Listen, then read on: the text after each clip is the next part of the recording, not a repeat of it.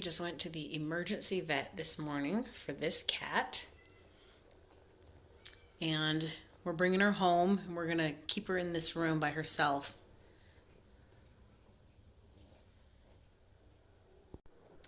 So she started peeing outside of the litter box. And we were starting to worry because a couple months ago, we had a boy cat, and a couple months ago he got really, really sick. My daughter and her boyfriend took him to the emergency vet, and whatever, they told him he had crystals and blockages and he couldn't go to the bathroom, and they decided to have him put down because it was going to be way more expensive than what they could afford. I was out of town at the time, and so I wasn't aware of what happened till after the actions were already taken.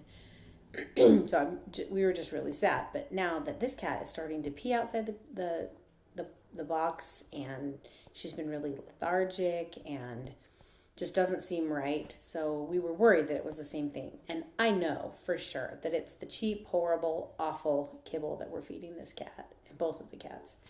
So we took her in, and she had a fever for a cat, I guess. She had a high fever for a cat. But they did like the leukemia feline, whatever, and that came back negative.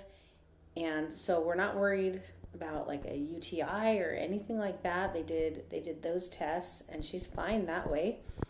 But so she's just got inflammation, right? Does that sound familiar? Do we suffer from that too? She's just got random inflammation, not an infection. Like, she's okay. She's just got inflammation and she's uncomfortable. So I'm switching food.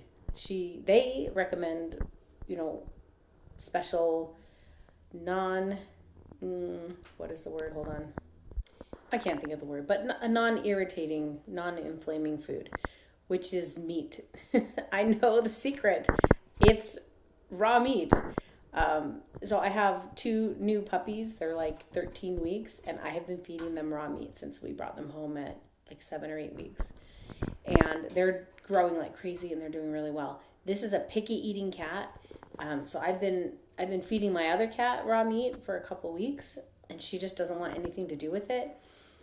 So we're gonna mix the raw meat in with her wet food, and we're gonna slowly increase how much she gets until she's willing to eat the good food. And I feel like that is what is gonna cure her. I just spent $420 to be told what I already knew, which was that the food is crap and she has to be switched over. But they did give me a little medication for pain and anxiety for her. So we should be able to help her out. Thank you for watching that video. Please like, subscribe, and comment. See you later.